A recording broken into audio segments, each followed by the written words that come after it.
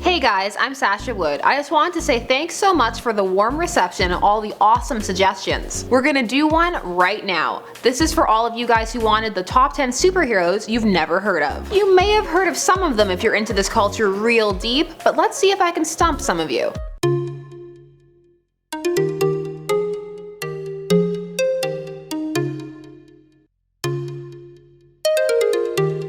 Number 10. Captain Sunshine from the Venture Brothers. Why hello Superman pastiche, we meet again. Venture Bros is already a show known for paying homage to many different genres, the superhero one just being chief among them. One better known superhero in this world is Captain Sunshine, a solar powered hero who can fly and deliver bursts of his own solar radiation. His secret identity is that of Chuck Scarsdale, a wealthy news anchor. Originally Wonder Boy, the sidekick of the first Captain Sunshine, Chuck has developed an unhealthy obsession with having his own Wonder Boys, and a move that has some clear pedophilic undertones, which is clearly a commentary on some of the early theories about Batman and Robin's relationship. However, the best part about Captain Sunshine? He's voiced by Kevin Conroy, aka Batman from the animated series. What are you talking about? Venture Bros is worth checking out as a whole. It creates its own universe that stands on its own and works as a funny satire. With rules for arching, plenty of clones, and a theme of failure running throughout, it may be 71 episodes, but you won't regret it. Another hero you won't regret checking out in at number 9. This is The Tick, another spoof character who's able to hold his own. He was created in 1986 by Ben Edlund as a newsletter mascot, but proved so popular he got his own comic in 1988, which led to him getting a cartoon series in 1994 and a short-lived live-action series in 2001. And now he's hit the screens again in 2016 on Amazon, so we'll see how that goes. So who is The Tick?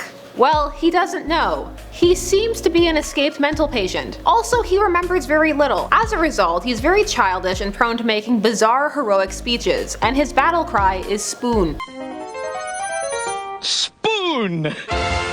He has a sidekick named Arthur who gave up being an accountant to help the Tick, which is a decision he often regrets since the Tick now permanently resides on his couch. The Tick is nigh invulnerable and possesses drama power, meaning his powers increase the more dramatic a situation becomes. And you don't eat crackers in the bed of your future, or you get all scratchy.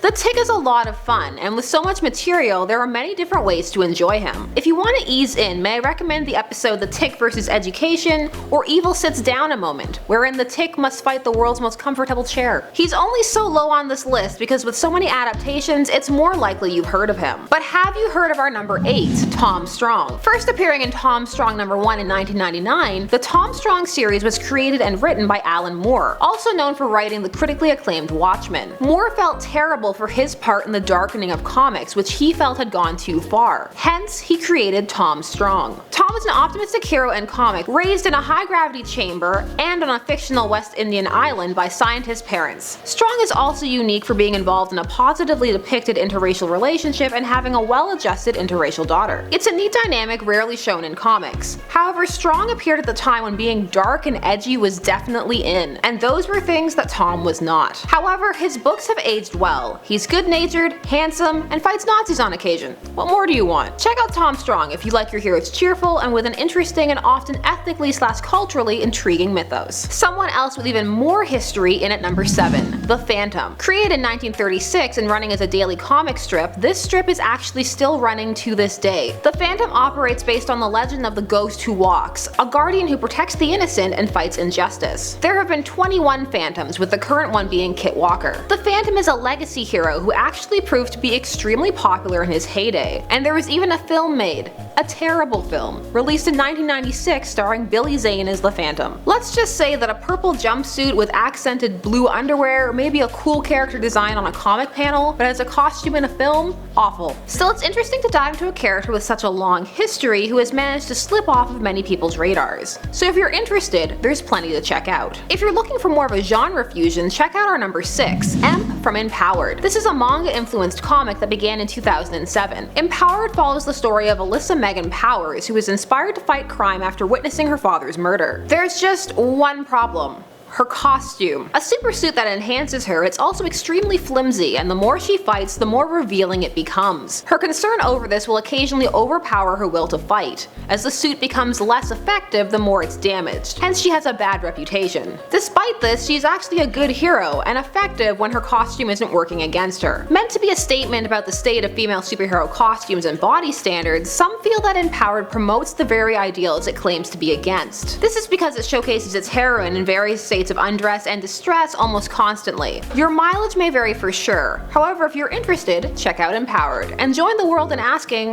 why doesn't she just get a better suit? Number 5. FREAKAZOID. FREAKAZOID existed in the short-lived WB series that ran from 1995 to 1997, and was definitely influenced by the popularity of the Animaniacs series. This series followed the satirical and wacky adventures of Dexter Douglas, who was sucked into the internet, which gave him fantastic powers, because it was the 90s, so of course it did. Created by Bruce Timm and Paul Dini, with Steven Spielberg as one of the executive producers, the series was full of pop culture references and fourth wall breaks. Some of these have aged better than others. How come you never got married? Because I like meat too much. The series had a tendency to be very random and unfocused, but still had a recognizable villain roster, and FREAKAZOID was so over the top, it was hard not to like him. The series has become a cult hit, but at the time it wasn't really hitting its target demographic, and its time slot was changed frequently, so it was ultimately cancelled. If you've never heard of it, it's only 24 episodes and worth checking out, especially if you like the Animaniacs. If you want something darker though, try our number 4, Apollo. First appearing in Stormwatch Volume 2 number 4, but most know him from The Authority. Another Superman allegory, Apollo was once Andrew Pulaski, an ordinary human modified to have phenomenal powers, i.e. super strength, heat vision, etc., and he derives his powers from solar energy. The Authority is a darker superhero team, willing to get the job done by any means necessary. Apollo is notable not just for being a Superman allegory on a team like this, but for also being one of the first openly gay superheroes, ultimately coming to marry the team's Batman pastiche, the Midnighter. This was a clear nod to the